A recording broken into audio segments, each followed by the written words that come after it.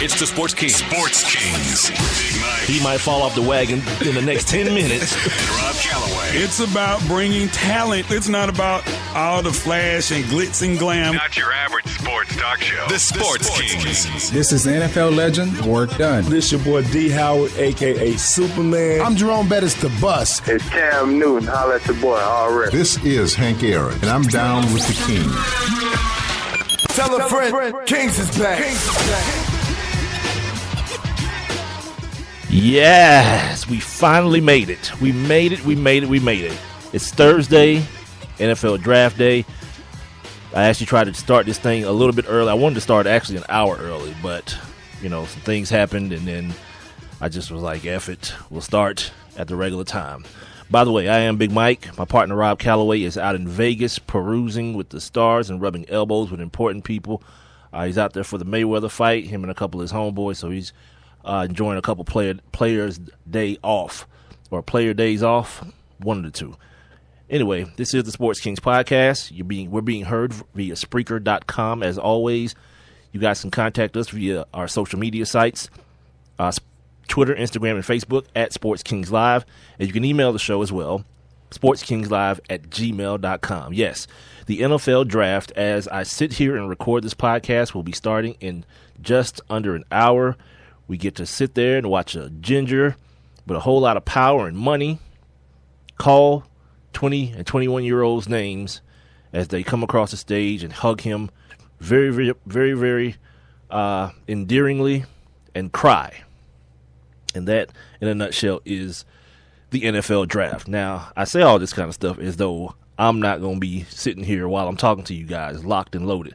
I got my Twitter feed set up here with my NFL draft insiders, so I can tell you guys the picks before they come. I got a segment that I'm going to do for you guys as far as what your particular team's needs are as per Pro Football Focus, one of the sites that I'm talking about on a regular basis here on the show. So I'll do that. I'll also that way. So tomorrow, because you probably won't hear this until after the first round of the draft is over.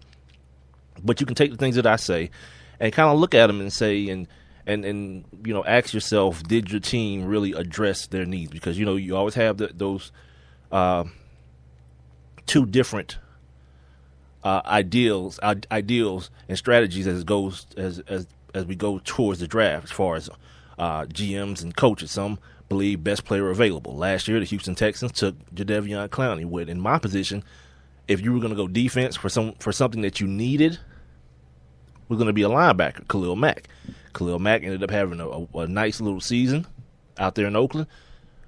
Jadeveon Clowney barely played. And I don't think that it had anything to do with where they were drafted. I think it has more to do with the players themselves. But it goes to the strategy or to the thought process of, do you take the best player available, or do you take the best player for your fit, or draft on need, is what I'm saying. But before we get to that, I need to get something. I need to address something today. Just happened to earlier today. One of the shows that I like watching, I think is a real, real funny show. This show called what's his name? The dude's name is Larry something or the other on Comedy Central. I'm about to find it here for you right now.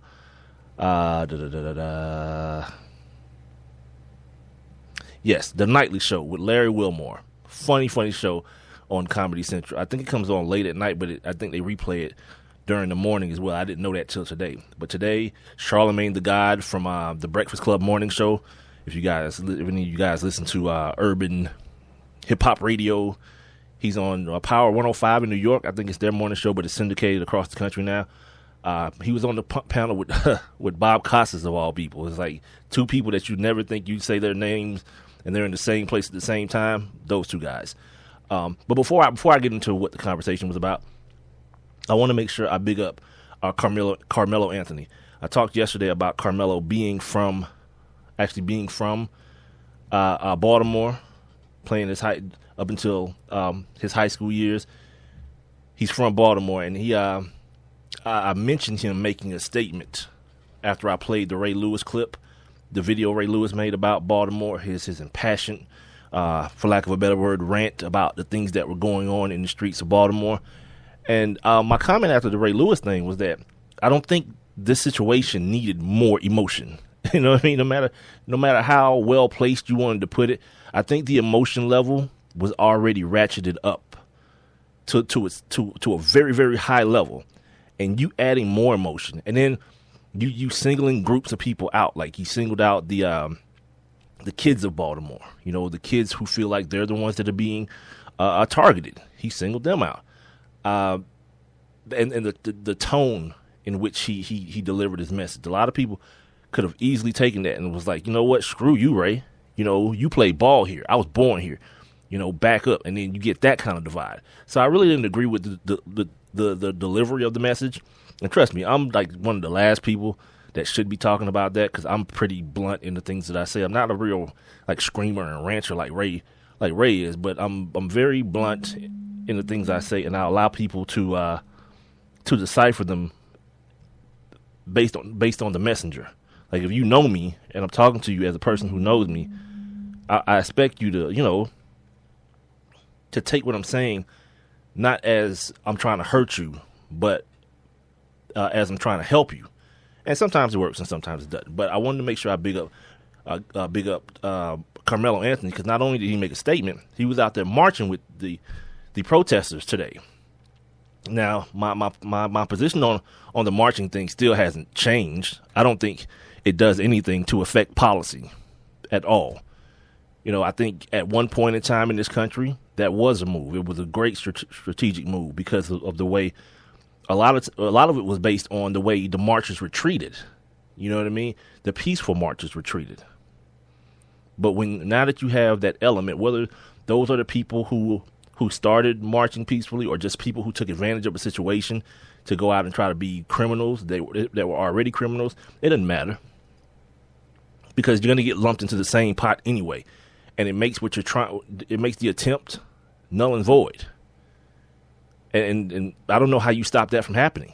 Maybe just stop marching. But Carmelo Anthony put his words into action. And speaking of those words, I want to tell you what I want to read to you what Carmelo posted in his Instagram tweet. I don't have his Instagram handle here with me right now, because it's not a part of it. It's just quoted. So here's the quote from his Instagram. We all want justice, and our city will get the answers we are looking for. My deepest sympathy goes out to the Gray family. To see my city in a state of emergency is just shocking. We need to protect our city, not destroy it. What happens when we get the answers that we want and the media attention is not there anymore. Excuse me. We go back to being the same old Baltimore City again. If not yourself, then think about the youth, how this will impact them. Let's build our city up, not tear it down. Although we want justice, let's look at the real issues at hand. For example, when was the last school built in Baltimore? That's just one example. I know my community is fed up. I'm all about fighting for what we believe in. The anger, the resentment, the neglect that our community feels right now will not change overnight. Continue fighting for what you believe in. But remember, it takes no time to destroy something, but it can take forever to build it back up. P7, hashtag, this one hits home, hashtag BE more, like be more. I feel you on that. Hashtag let's not fall for the trap. My man, exactly. Quote, please understand what state of emergency means, end quote. Destroy and conquer. Hashtag stay ME70. You know what? Big up to Carmelo, man. I mean, that's a very, very thoughtfully written Instagram post. And he's talking about a lot of the things that I've been talking about. Like all this emotion that's being brought forth. I'm reading about the stuff today that there are some questions as to how the young man got injured and died. And we don't have all the information yet. But people jumped to their own conclusion immediately because they heard black man, police, and dead. Those three statements, you know, because of the things that have happened here recently in this country and have been on television, and people have videotape happening here in this country. I can't say that I blame you at all, because that's a big time undertaking to just hear those things and not have the immediate emotional response that here we go again. But now other elements are coming out about this case, and it's going to be hard to know what to believe. You know what I mean? And it's going to be even more hard because of all the initial effort that's been put into one outcome being believed already. Like, you guys have already started marching, and stuff has been burnt down, and people's cars have been vandalized and things of that nature. Like, to now admit, for any of you, any of the people who are on that side of the issue, to admit that this ain't what we thought it was. Yeah, I don't particularly see it coming. To be honest with you, I think people will take this one down with them. They'll go all the way down with this one, and it's going to be sad. And Kobe Bryant talked about it a while ago and got crushed for it. Kobe Bryant talked about not feeling obligated to just jump on an issue and become emotionally invested in an issue without knowing the details first.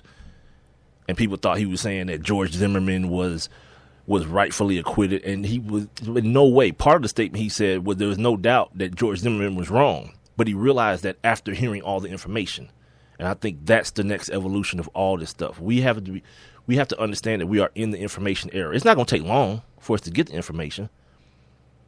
But then people who have the jobs to kind of to verify the information, I mean, the media, it's going to take some trust between the black community and the media, and the black people who are that are in the media.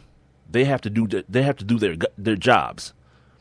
You know, with the attempt at not letting the emotion infiltrate the job that they're doing, so that they don't have any bias. They're giving the people who look at them as people they can trust. Is ever more important to get facts, to get actual facts that are not wrapped around innuendo and not related to things in the past that are apples and oranges to it, that they get actual facts and trust people to be intelligent enough to decipher those facts and then act based on those things. This may be a situation where the gun was jumped. No pun intended. You know, you kind of just, you know, those buzzwords got you. Or on the other side, let me make sure I represent both sides. On the other side, it may come down to everyone being, well, not the people who burn people's things down. Like, there's no way. Like, all the people who want to find ways to soften that, there's no way I'm on that side of things at all. Like, I'm not with the marching thing at all, but if that's what you want to do, by all means, you know what I mean? You ain't hurt nobody. You're showing a presence. You're letting people know that things are bothering you. It's your right in this country to assemble, but it's nobody's right. It's nobody's right. The same way it's nobody's right to choke a kid down in the streets in front of everybody in plain daylight. It's not your right. It's not your right to go out and destroy someone's place of business, the place that they use to feed their babies. You know what I mean? Their livelihood. That I don't care how mad you are. I don't care what happened. That can't be a thing, because inevitably, if you want to look at it through the eyes of someone on the other side of the issue, you're doing exactly what they feel. They're doing exactly what they think. You're being exactly who they think you are.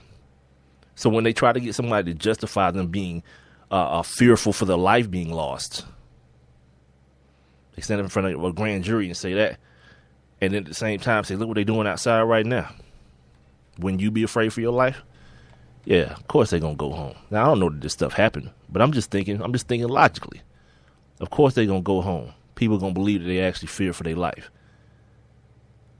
Like, the jury trial situation in America is stupid to me right now. It's another one of those things that are antiquated. It happened way back when George Washington and all those dudes signed the Constitution and the Declaration of Independence.